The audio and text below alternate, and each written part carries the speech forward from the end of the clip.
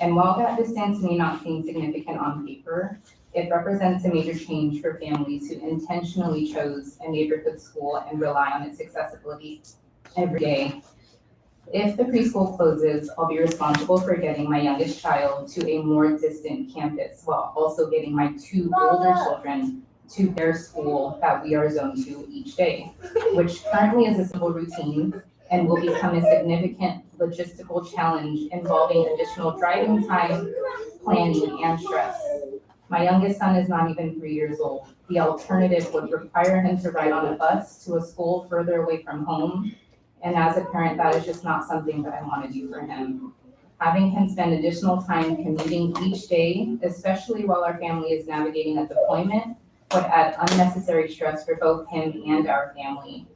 I know my family is not the only one affected. Many working families, military families, and families with multiple children rely on this preschool because of its location. Closing the school will create hardships that extend far beyond the classroom. I understand difficult decisions sometimes may be made, but I urge you to please consider the real impact this closure will have on children and our families. Thank you.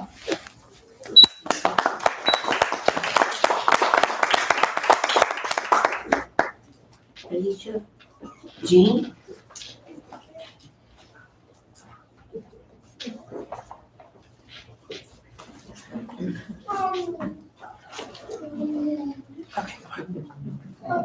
Sorry, I have the crew with me.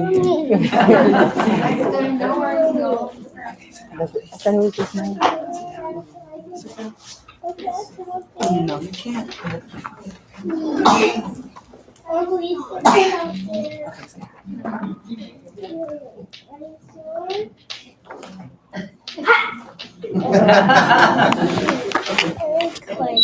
Good job. Obviously, at Ocean View Hills. As a military family, stability is something that we value deeply because it's not always guaranteed. During the periods when my child's father was deployed overseas, the Ocean View Hills community became a source of support, consistency, and connection for my family. My daughter has spent the entire year coming with me every day to drop off her brother. She knows the campus, the teachers, the staff, and the routines. She feels comfortable here and was excited to begin her preschool in an environment that she's already familiar to. For young children, these routines and relationships matter. Preschool-age children thrive on consistency and predictability. While change can be difficult for anyone, it can be especially disruptive for children who are still developing a sense of security and confidence outside the home. In today's world, emergencies can happen without warning. As a parent, I want to know that I can reach my children quickly if a crisis occurs, and having my children at separate locations creates additional challenges during situations where every minute matters. Many of us are already managing rising costs. Having children at separate school locations means additional driving, fuel expenses, and more time traveling spent between campuses. What is currently a simple drop-off and pick-up routine becomes significantly more complicated for working families and military families alike. At the same time, I do not want to have to remove my son from the school community where he has already spent the year building friendships, relationships, and routines. While I appreciate the district's effort to provide a solution, I also don't feel that transporting 3 and 4-year-olds addresses the concerns we have about safety and stability. I would also ask the board to consider the impact on teachers and staff who have worked so hard building strong relationships with our children, creating the supportive community that exists today. Stability matters not only for students, but also for the teachers who invest so much in themselves into helping our children learn and grow. Many parents continue to ask how relocating the preschool program achieves meaningful cost savings if the same teachers and staff will continue serving the same students at a different campus. From our perspective, the relocation appears to create disruption for the children and families and staff while shifting additional costs and logistical challenges onto us parents. I understand that the budget decisions are difficult and I appreciate the responsibility you carry in making them. However, I respectfully ask you to consider whether preserving at least one preschool classroom at Ocean View Hills could meet the district's needs while maintaining the stability, safety, and sense of community that so many of us depend on. Ocean View Hills is more than a school site, it is a community. For families like mine, it has been a place of support, connection, and security. Thank you for your time, your consideration, and for listening to the voices of the families you serve.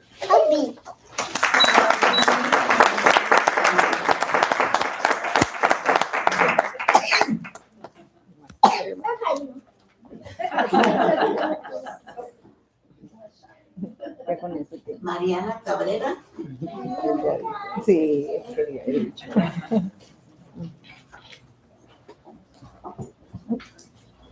No llegué.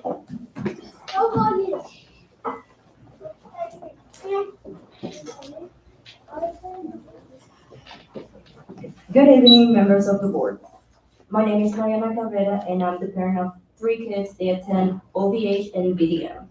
I have 2 issues I would like to address tonight.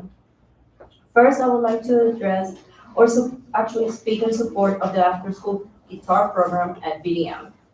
My daughter Eva, she's a 6th grader at BDM. She has learned so much through this class. She practices at home, talks about what she's learning, and takes pride in her progress. Through guitar, she has gained confidence, patience, discipline, and a sense of accomplishment. As a parent, it has been wonderful to watch her discover new talent and a new way to express herself. This guitar class, I didn't know this, but this guitar class is the only thing closer to a music class that the district has. So when participation is low in the only music opportunity available to our students in this district, the question should not only be why students are not attending, but also what can be done to help them attend. Transportation challenges, scheduling conflicts, family responsibilities, and other barriers can affect attendance, even when students value and benefit from the program. Low attendance does not mean the program lacks value. It may simply mean that some students need additional support in order to participate consistently. Music education helps students develop creativity, perseverance, and self-expression. These are skills that support success both inside and outside the classroom. I respectfully ask the board and the district to continue supporting the guitar program and to explore ways to strengthen access to music education opportunities for all students. My second concern, the second thing that I would like to address is a basic issue that affects students every single day, the condition of the school restrooms. My children have repeatedly described bathrooms that are dirty, smell strongly of urine, have not only urine but also feces on the floors, and at times are missing toilet paper. At Ocean View Hills, my youngest have also encountered bathrooms with spider webs and large spiders, which can be pretty scary for young children. As adults, we would not want to use these bathrooms, so why should we expect them to use them? My daughter Avista Del Mar often avoids using the restroom at school altogether because she finds the bathroom so awful. Some days she waits until she gets home. As a parent, I worry about the health consequences of children regularly holding the need to use the bathroom just because they don't feel comfortable using the school restroom. I am also concerned about student privacy and safety. My boys have reported incidents of other students peeking through restroom stalls. This behavior is inappropriate and can make children feel embarrassed, unsafe, and vulnerable. Thank you so much for your time and attention.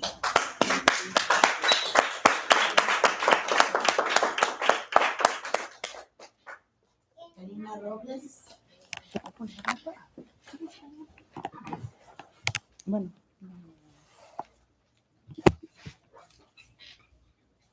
Good evening, board members, families, and members of the community.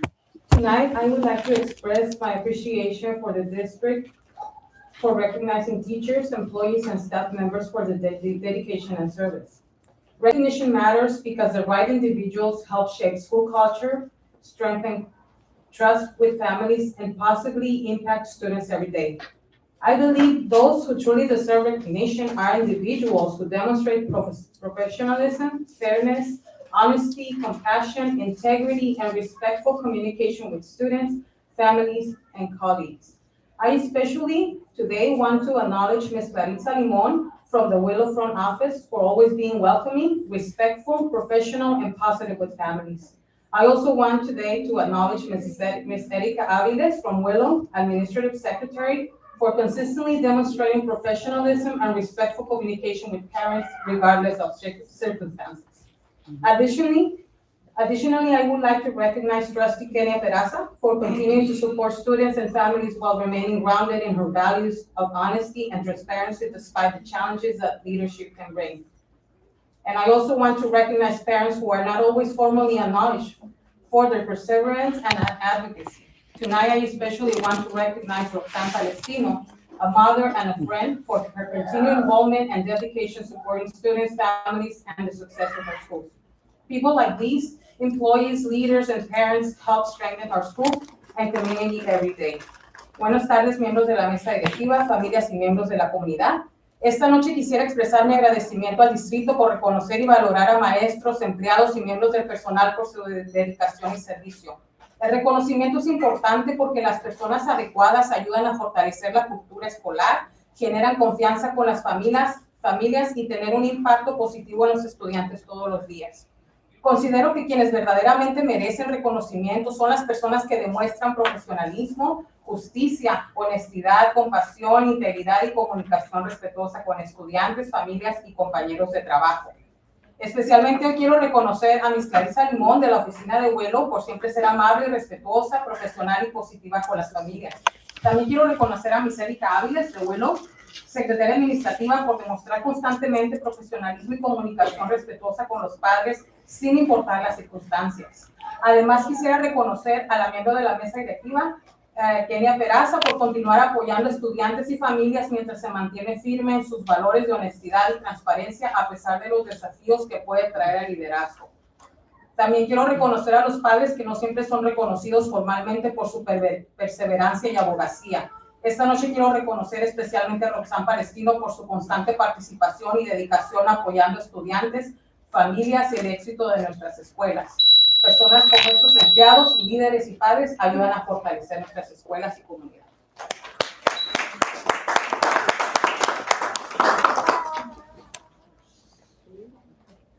Now we have Gustavo Lopez.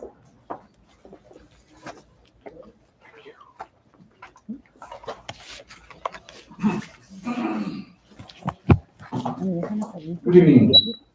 I am proposing an enrichment music program funded by Proposition 28. Prop 28 specifically allows classified employees to count toward 80% staffing rule. So an elementary district could potentially hire or assign the classified employees, pay them extra duty stipends to run an after-school arts and music enrichment program funded by Prop 28 money. As long as the work is in the arts, music instruction, the district properly classifies the employee. Expanded learning program, the ELOP was created mainly to provide after-school and summer supervision enrichment, support working families, expand learning time to TK and sixth grade students. It is not specifically arts focused. ELOP funds and after-school programs, tutoring, sports, enrichment clubs, recreation, arts, music activities, but focus on student supervision, enrichment access, attendance, expanded learning time, not arts and education compliance. Art and music are essential to the human experience. They serve as a universal language that transcends cultural boundaries, process complex emotions, stimulate cognitive development. Music and art is an outlet to channel complex feelings, manage stress, and develop emotional literacy. It offers comfort, joy. Art music stimulates both sides of the brain, enhancing memory, problem solving, and spatial temporal reasoning. Studies consistently link arts education to improve reading, math, and linguistic skills. Art and music preserves our history, documents society, and allows us to step into the perspective of others. They build bridges across different cultures and foster social tolerance, building confidence. Creating and mastering a piece of art or musical instrument instills discipline, pride, and self-respect. I want to set up a music program because currently there is nothing available at the middle schools. I know California, the ELOP allocates approximately $4.6 billion annually, so there's a lot of money there. Our school district is using some of the ELOP funds to get us out of this deficit and save the district money. They are providing funds to support new job descriptions and paid positions that have recently been created. They are changing and moving other job positions around, and also they can be funded by the ELOP fund. I don't want to be tied in with this ELOP program anymore. Thank you for letting me be aware, Mr. Borges, that being funded by Prop 28, I will not be paid by the ELOP fund, so it is at a lower rate. But that's okay. I'd rather be paid less than to have a solid program that is beneficial to the musical enrichment of the education of our students than being part of something that puts too many restrictions and doesn't have good leadership. I feel that our current ELOP leadership is falling short and not organizing a structured program. Who is doing the checks and balances? There are no guidelines or job descriptions for the leads at each site, and each school site does whatever they please. They are reliant on software that costs us $35,999 to do all the work and keeping track of things in attendance and participation. So I'm urging you to consider my proposal of having to run an enrichment music program at BDM, paid for by the 28th Fund. You are a musician as well, Ms. Potter, so you know how vital having music and education is to our school district. Thank you.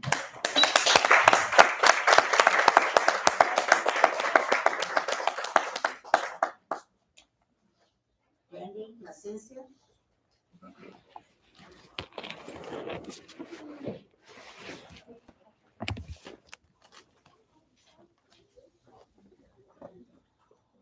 Good evening, board. My name is Brandon Placencia. I represent the Oakland Base community. As it develops, it does worry me looking at the budget, seeing the numbers and seeing poor management and past performance history issues. We only have, $13,000 left in our emergency reserve funds.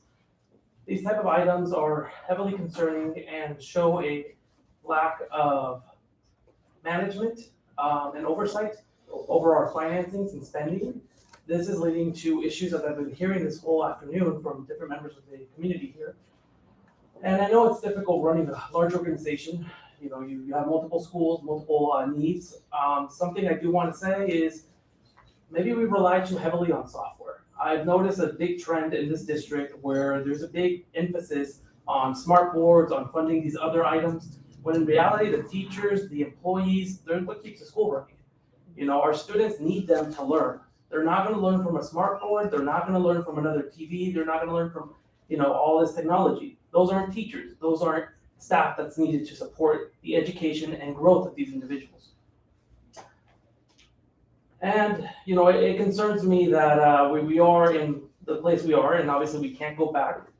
But moving forward, I think it's only just for the employees that have been here for very long to work on trying to get them a fair contract, to work on establishing procedures that hold everybody accountable, to make sure our funds are being spent, as best as possible. If somebody is using a vehicle that shouldn't be using it or doing, misappropriation, we should be looking into these items as this waste can add up over time. I was looking at your guys' budget. We spent about $5 million for administration. I think that's great. Are we using it to the maximum? Are we looking for specific job descriptions that look for grants, that spend time, looking for these things? I know other districts do.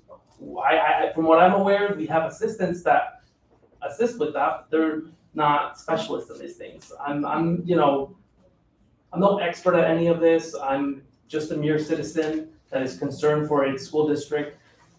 So I plead to the district to look into their finances, do the best they can with what they have, and for the community to understand, yeah, it's in a very difficult position, but we'll get through it together. We all will.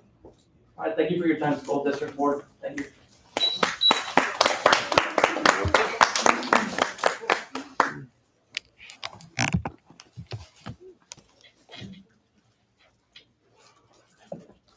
Alice de la Torre.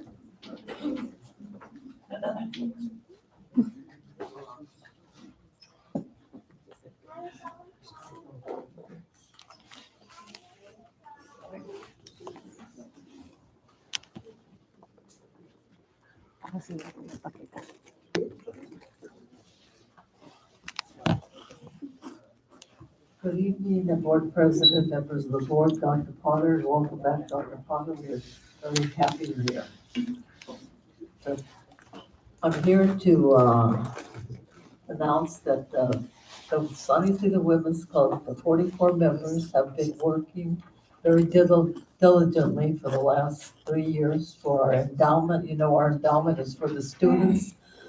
The Sunny City Women's Club is here for the students to support them in their education. And we feel that giving children a head start in their education with scholarships is helping them to achieve their goals. And we're having a fundraiser. We're here to tell you about our fundraiser. The fundraiser is going to be in September 20th. We already started recruiting donors, and we're very happy that our donors, we have long-time donors that have been with us for 20 years. And they always know that it's time to, give back to the community, and we ask them to give back to the very needy community, San Isidro High School. We have pledged to only give to San Isidro High School. Why? Because the San Isidro High School students have been given their education here in San Isidro. And San Isidro, then they go on to San Isidro High School. When we first started our incentive awards, we didn't have a high school. We only gave the 8th graders, we gave them a certificate. It's not like a mini scholarship. They had to write an essay and et cetera, We gave $100, and then 2 years later, they opened the high school. So we said we have to continue.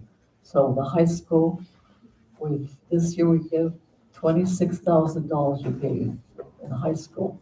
So each year we have to raise about 25 to 30,000 for the incentive awards and the high school. So we're asking you to be aware we have this fundraiser. It's going to be in September, and it's going to be wonderful. And you're invited to support us, and hopefully you'll join us on September 20th to this Fiesta Ranchera, and it's going to be Western style. So bring your cowboy boots and jeans and cowboy hat, and if you have a horse, you can bring a horse because it's going to be at a ranch.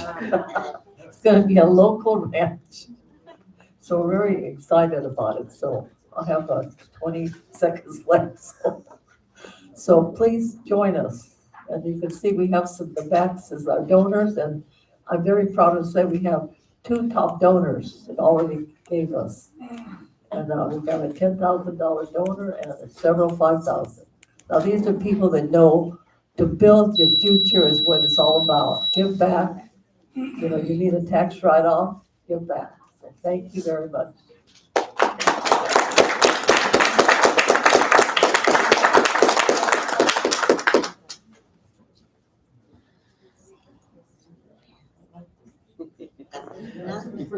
Baltasar.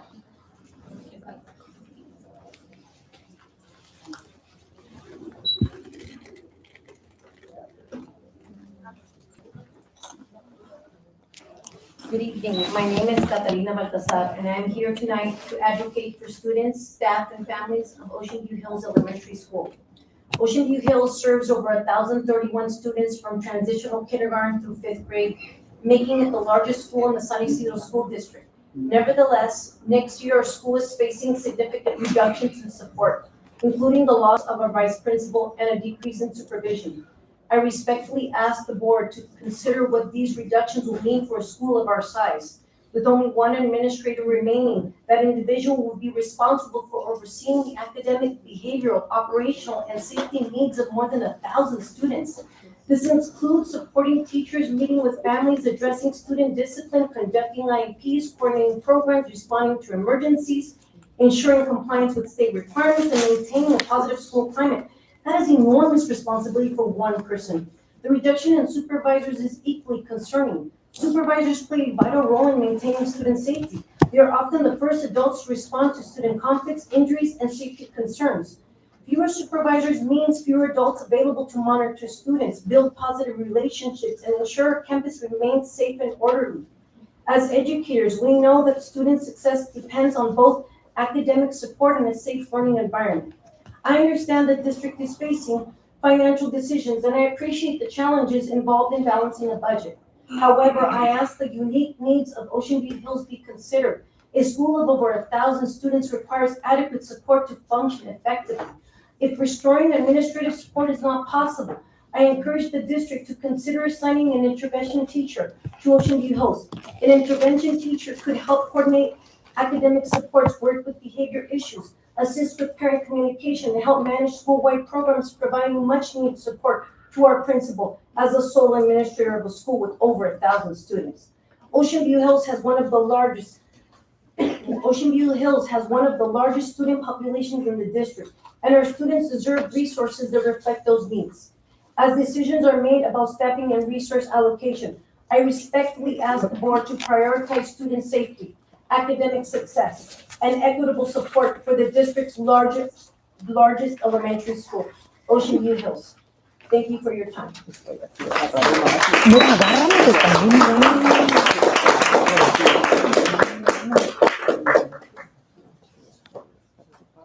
Ms.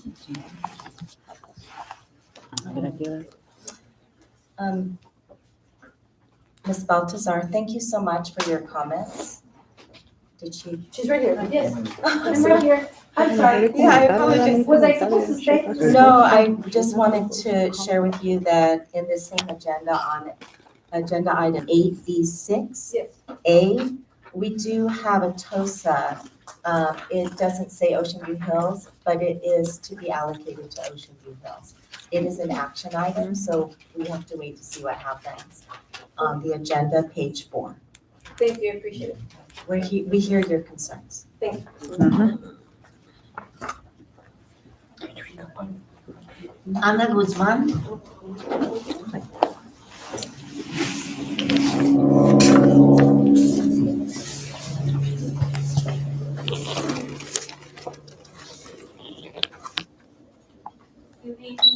Good evening, members of the board. My name is Ana Guzman.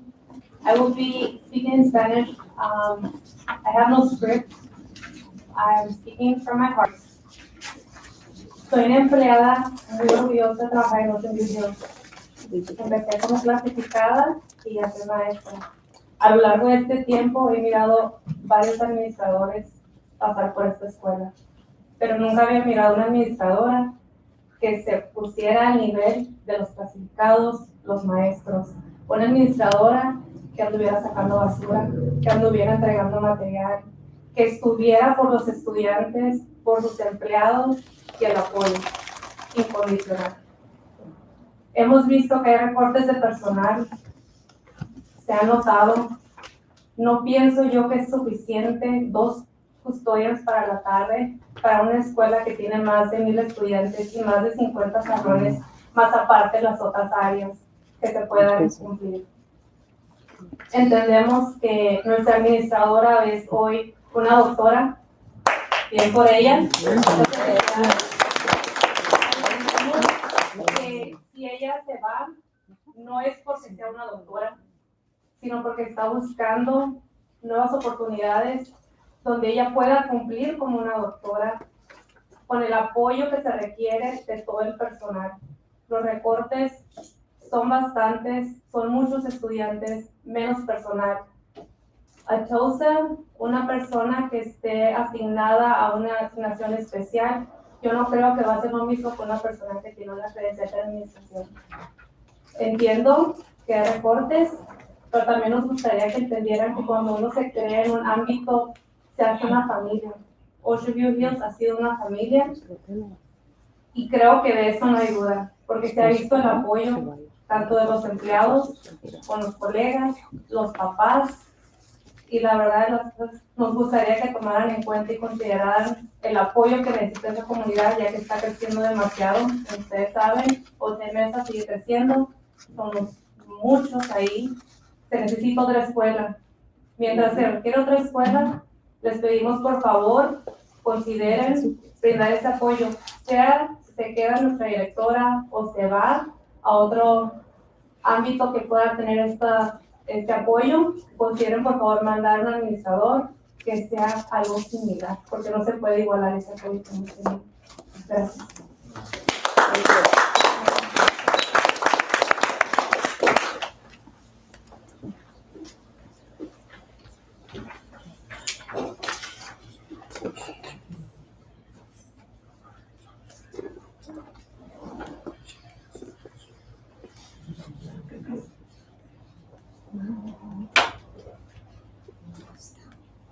Roxanne Palestino.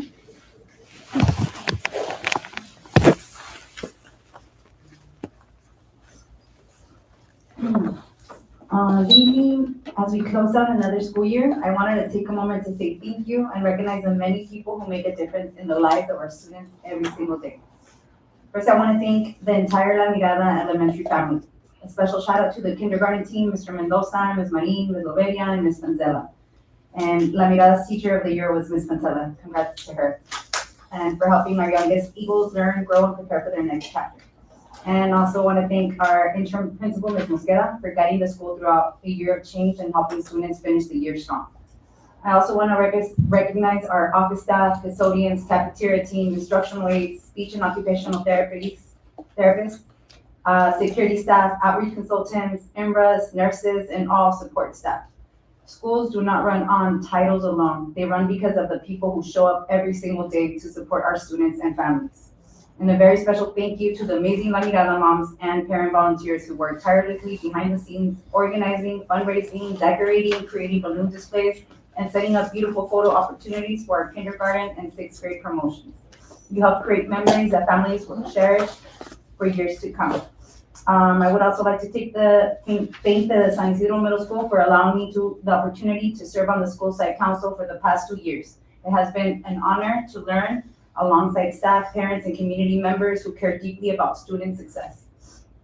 Thank you as well to the Willow Elementary and the parent leaders, teachers, and staff for always welcoming community participation and engagement. Tonight, I also want to recognize all of our DPAC, ELAC, and school site council parent leaders across the district. Thank you to the parents serving at La Mirada, Willow, Sunset, Smile, Ocean View, Vista del Mar, and San Isidro Middle School. Parent engagement is not always easy. It requires time, commitment, and willingness to speak up for students. Your work matters, and our schools are stronger because of it. This year has not been easy. We have had difficult conversations, disagreements, and challenges. But through it all, one thing remains true. Our students do best when families, staff, administrators, and community members work together.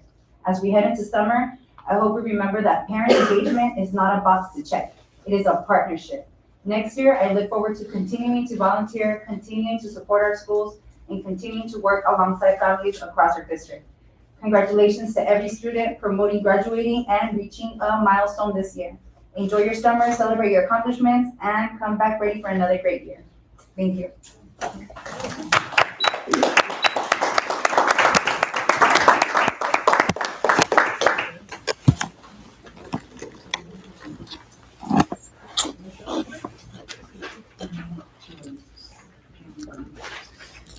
A ver, ahora sí los items en la agenda, ¿no? Lo bueno.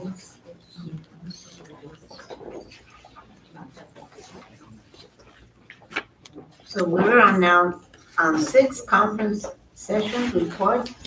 I would like to call Maria C. Rodriguez, the coordinator of federal state programs and language acquisition, to present the annual update for the 26-27 proposed local control accountability plan. I'm fine with it. No, it's okay, sweetheart. I'm just gonna, Mr. Work is gonna sit next to you.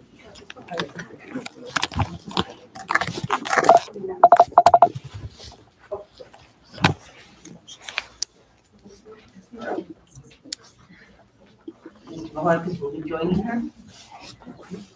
Good evening, board president, board members, Dr. Potter. Good evening.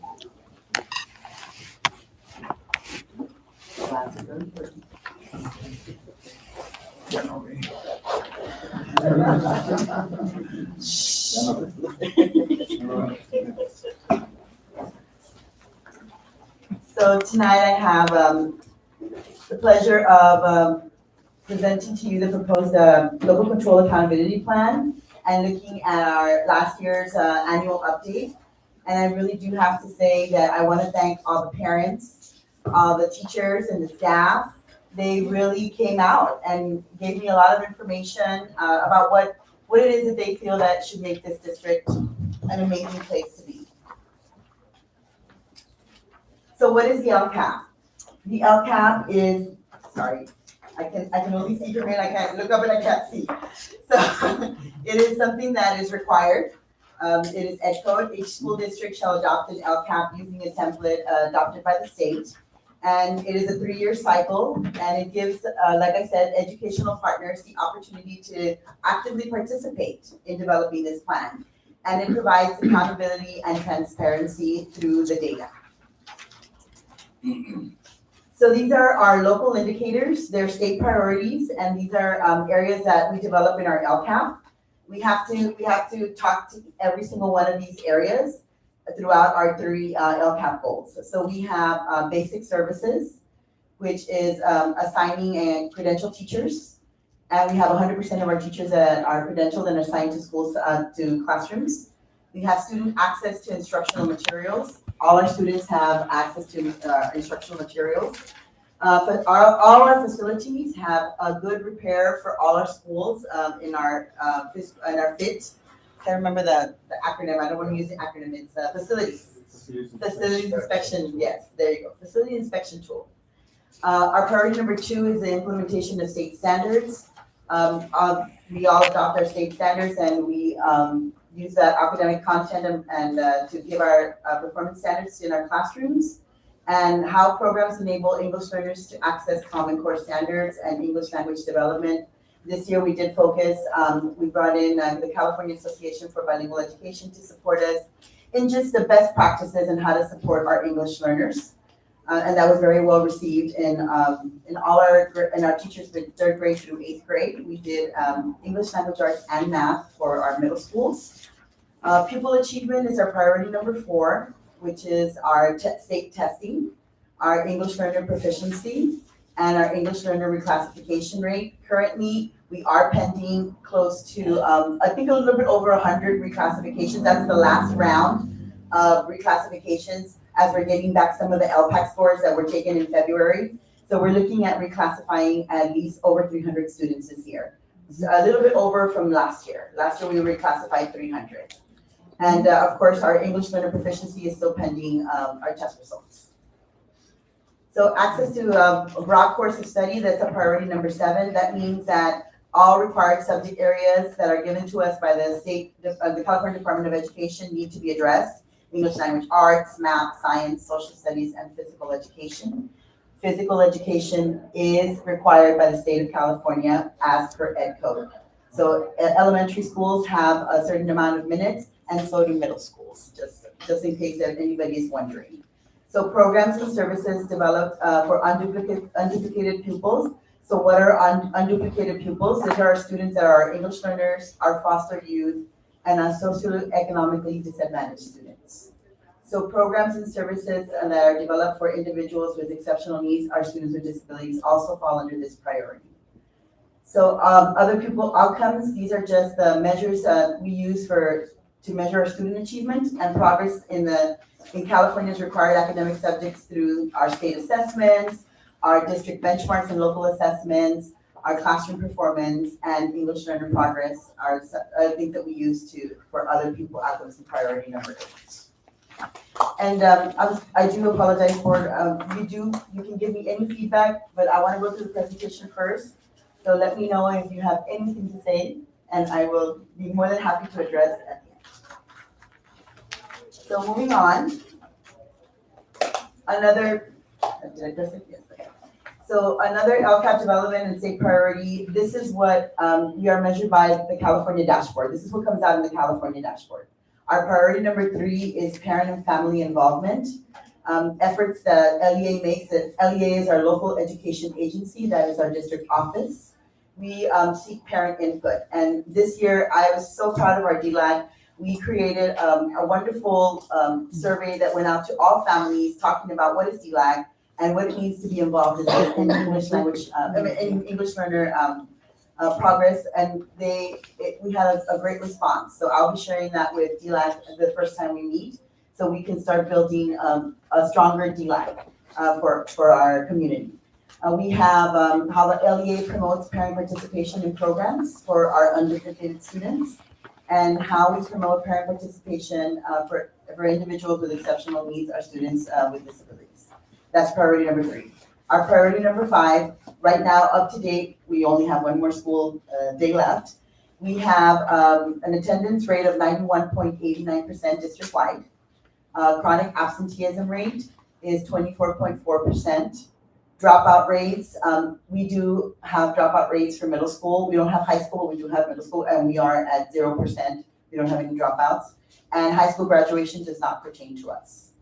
Our school climate is priority number 6, where we see pupil suspension rates. Currently, we are at 2.3 district-wide for suspension rates, and all of this gets reported to the state, and then that comes out of the California dashboard for 25-26. Other local measures, including surveys or of pupils, parents, and teachers on the sense of safety in school connectedness. We have our California Healthy Kids survey. We have our and our LCAP survey that goes out every single year that gives us a lot of that feedback and tells us how our students and families are feeling about what we're doing for school climate. And right now, our pupil expulsion rate is at 0%. So that's it. I know I'm going pretty fast, I'm sorry, but I have like 20-something slides and I don't wanna take anybody's time, but if you need me to slow down, just let me know. This is our mission. We provide a quality education and opportunity for all students to succeed. Our commitment is to provide each of our students a supportive learning environment for all our students to be successful. And these are our 3 LCAP goals that align to the 8 state priorities that I just went over with you. Our student achievement is number 1. School culture, climate, and student well-being is number 2. And our parent engagement is number 3. So this year for last year's data, that's why I say we're doing our annual review. We came out as a designation of differentiated assistance and targeted support and improvement. Differentiated assistance was district-wide.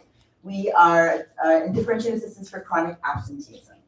And the focus areas that we are looking at is our unhoused youth, which are homeless, and our students with disabilities. But we did find out, and I think Mr. Borges can speak a little bit more about this, a synergy and data entry error that we are currently fixing with the support of our office staff and our outreach consultants. And we should see an increase, well, a decrease, because chronic absenteeism is decrease, a decrease in chronic absenteeism reported for this school year. Okay. The district has responded, and we have created a district differentiated assistance and LCAP team that we have had conversations around strengthening attendance systems and interventions. We are increasing family engagement and outreach. We are expanding support services for students and families, and we're monitoring that progress through that continuous improvement process, right? We look at our data, we see what's working, what's not working, or what needs to be fixed, and then we continue moving forward. And that's very important, right? Data tells us the story, so that's important. Our targeted support and improvement, what does that mean? That means that one of our schools, San Isidro Middle School, has been identified as a school that needs targeted supports around the areas of chronic absenteeism, English language arts, and mathematics.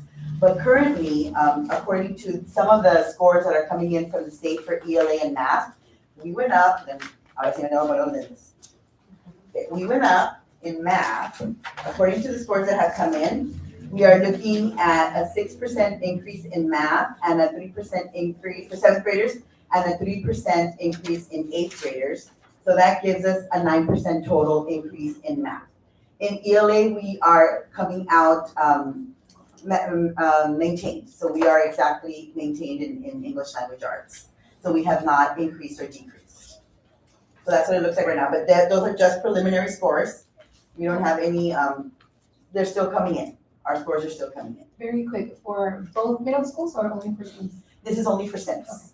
This is only for SIMS. Mr. Demar is not in targeted support and improvement. Okay. So how do we gather feedback from our educational partners? We create, well, I hope we create a system of just welcoming environments where our parents know that they can speak during our DPAC meetings, our DLAC meetings, meetings with our both unions, management, cabinet, parents, and community forums. So we do go to schools and we do put up posters the old way, and we have parent give information, and it is written down, and we do take that into consideration. It's super important that parents know that their feedback is very important. We do it at the coffees with the principal, at our ELACs, at our school site council, at our staff meetings. I have presented the LCAP to staffs across the district, and student representative meetings, especially our middle schools that have our student councils, and our local SELPA, which is our, I forget about the acronym. Special ed local planning area. There you go. Special ed local planning area, yes. And we meet with them every year so they can give us feedback. So here we go, our goals. Our goal number 1 is around student achievement. And our goal is basically to improve student achievement for all students. And as we're looking at this, another big piece of this goal is to accelerate our students in the learning process, to increase, especially for our English learners and our students with disabilities.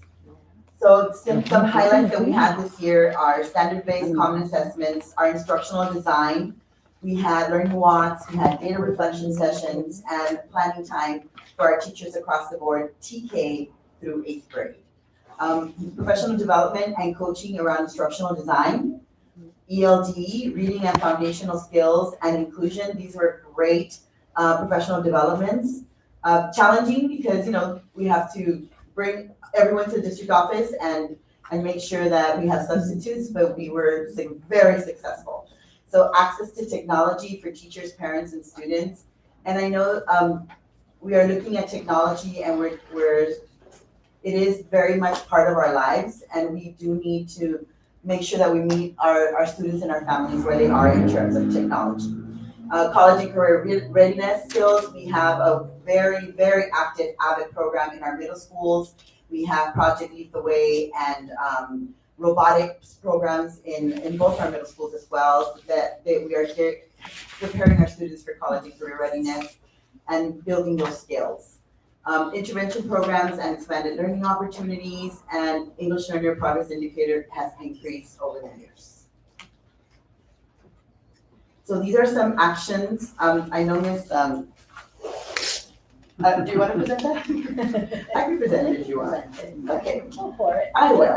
So these are just some actions that, like I explained to my parents when they saw these big numbers, these are $1 million actions, right?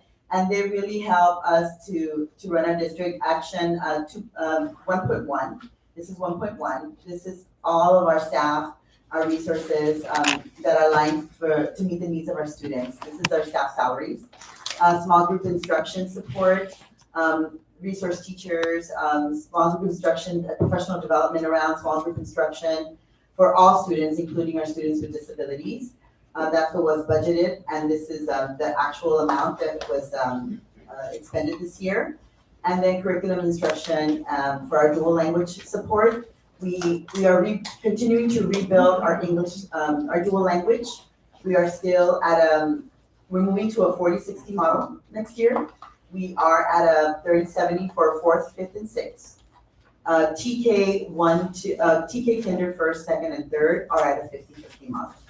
So we are moving towards, because they are doing a heavy lifting, the 4th, 5th, and 6th grade teachers, and we are making sure that they are, we are building this program as we're going along.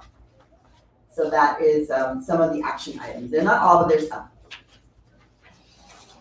So some of our educational partner feedback, and if you see LCAP action steps, this year I aligned it to those steps where we are addressing those needs that are being discussed here. So our teachers and administrators said that we need more targeted interventions.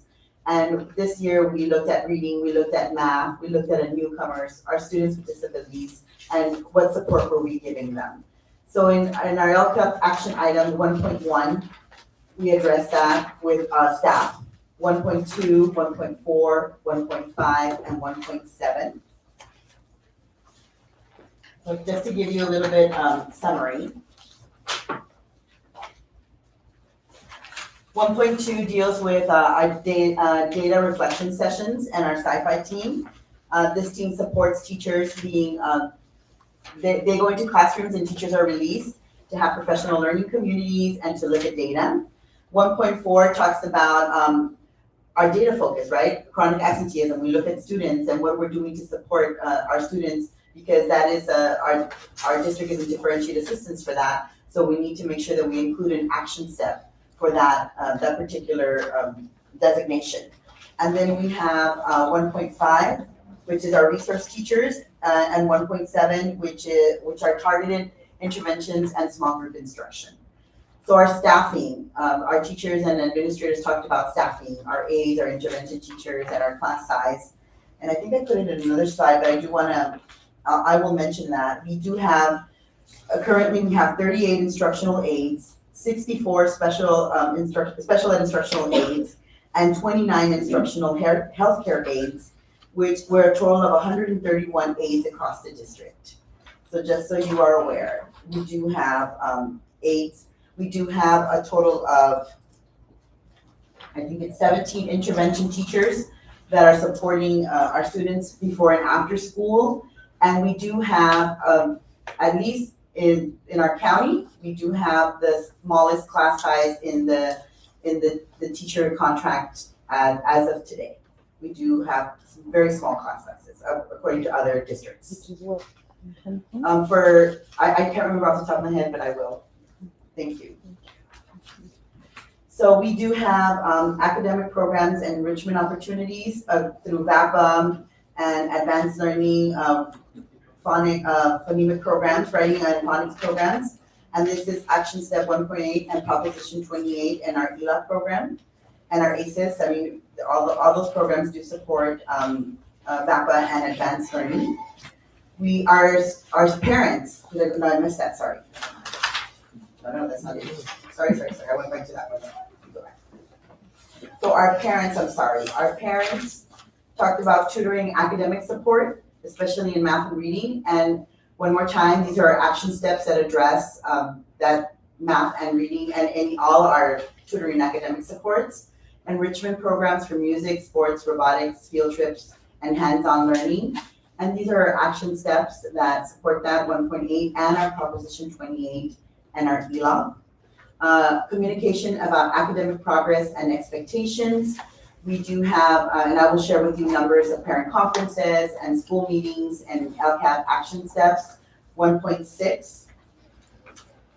1.6 takes us to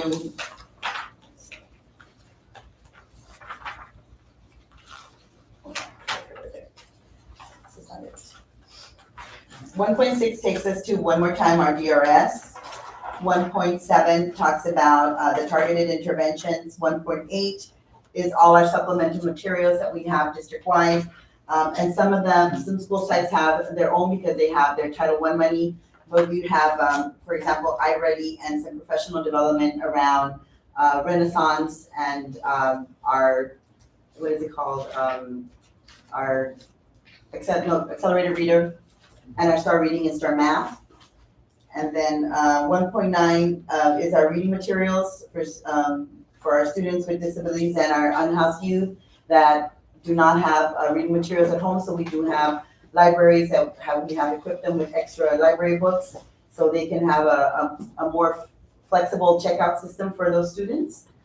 And then 1.10, which is our multi-tiered system of support that allows us to see what tier needs more attention, which is tier 1 means that all our students are getting that support. Tier 2 means that they need some intervention or more support because whatever was being put down, they're not picking up. And then tier 3 means that they need possibly a student study team or a referral of some kind to support their learning.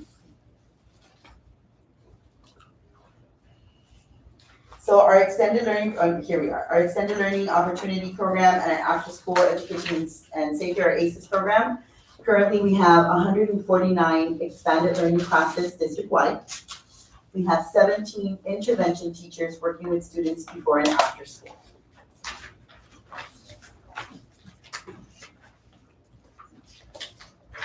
These are other top themes that arise from our students and our classified staff. So our classified staff talked about intervention programs and tutoring, especially in reading and math. So one more time, these are some action steps. And our staff support, classified also talked about staff support, instructional aides and intervention teachers. And this is where I put the 38 instructional aides, 64 SPED instructional aides, and 29 healthcare assistants. So a total of 151 district-wide. Our after-school academic program